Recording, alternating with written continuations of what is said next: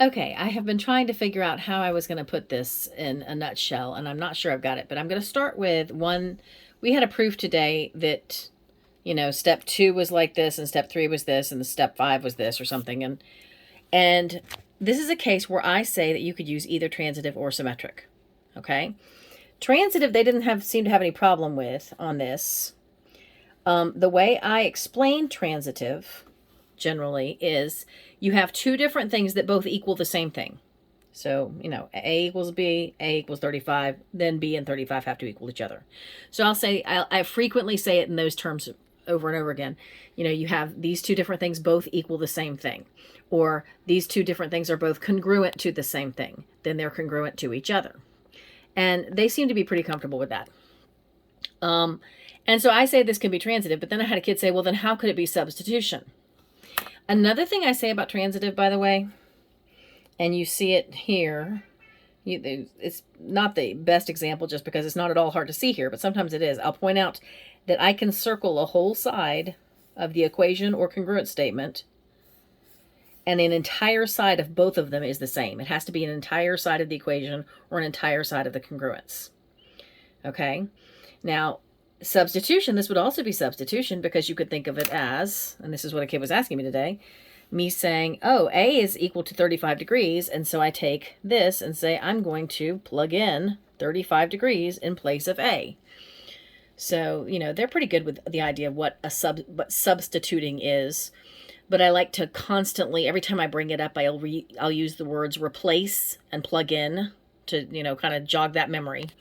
And so I would count this as something that could be transitive or substitution. And there are a lot of cases that can be transitive or substitution.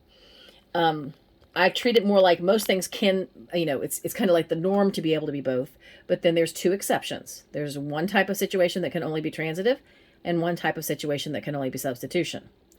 The type of situation that can only be transitive is congruence, because there's no congruence, there's no property of, substitution with congruence.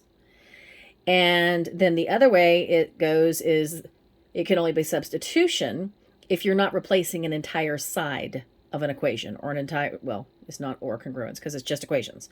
You have to be replacing the entire side of the equation for it to potentially be transitive. If you're replacing just a part of the equation, then nope, it's just substitution. So, for instance, here I would emphasize A is equal to B something, and A is equal to something, C is equal to the same thing, then A and C have to be equal to each other. Or Q and S are both congruent to R, therefore Q and S have to be congruent to each other. I didn't finish that one, did I? These two expressions are both equal to Z, therefore they have to be equal to each other. And, I'll underscore it's the entire side of the congruence in both cases. Sometimes I'll refer to this as like the middleman. They're both equal to this, so we're going to take him out of the picture and say they must be equal to each other.